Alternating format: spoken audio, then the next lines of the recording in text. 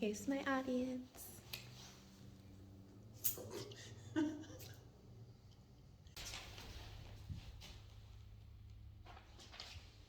So today I'm going to be talking to you about organ donation and why you should sign up.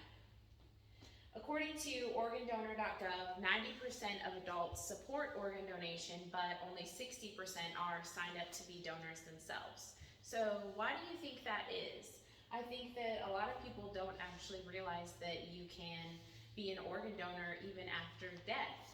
I know that a lot of people have that view in their mind of someone on life support. You have to die in a certain way to be able to donate your organs, but that is not true. You can actually donate after you die. I work in the funeral industry, and a lot of things we see is skin.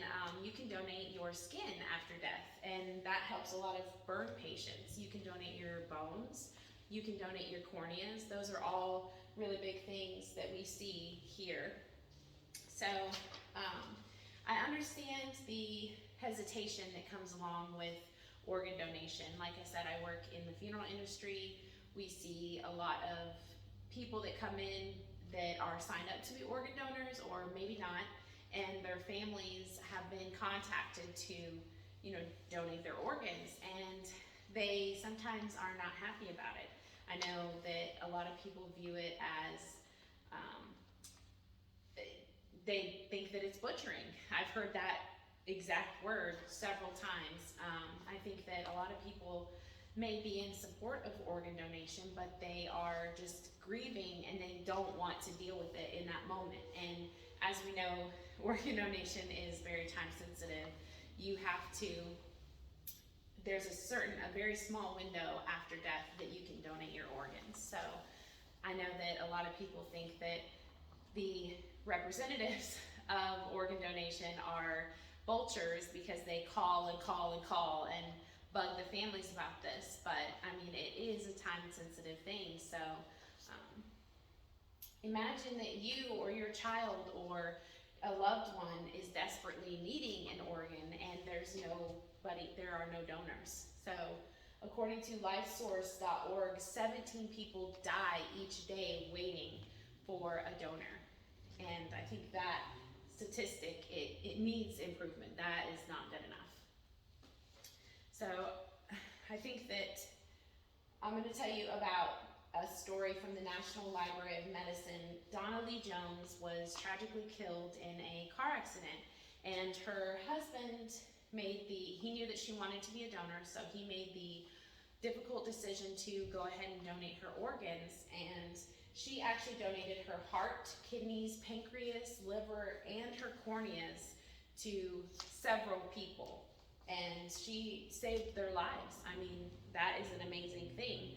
Another story from UT Southwestern Medical Center, a little girl, she was only 10 years old, and she had told her parents that she wanted to be an organ donor. Even at 10 years old, she knew what an amazing thing that this was. So she died also in a car accident, which we see a lot, unfortunately. And she was able to help a 35-year-old man and a 6-week-old baby girl by donating her corneas. And her family actually met with these people afterwards, which is so amazing. I actually have a story about someone that I know personally. He was a very vibrant young man. He had lung disease, and he slowly declined in health, and he ended up in a wheelchair. He could not walk, he could not, he was on oxygen 24/7, and he actually was able to get on the list to have a lung transplant, and he did have one, and he lived for 10 more years with that lung transplant. So, and he was out of the wheelchair, he was running, he was just like when he was young again, which is really amazing. So according to giftofhope.com, one donor can save up to 8 lives. Can you imagine? That is amazing. So these families all made a very difficult choice by donating their loved ones' organs, but I think that it really helps. I mean, I think that their loved one's legacy lives on in these people, and it's just an amazing thing that they do. And we actually had a 6% increase in deceased donors over the year 2019, which is amazing. So there was more than 33,000 life-saving transplants from deceased donors.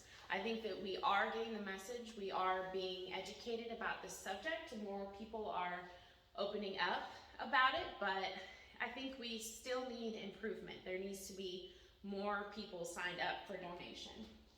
So what can we do to, get the word out about how amazing organ donation is?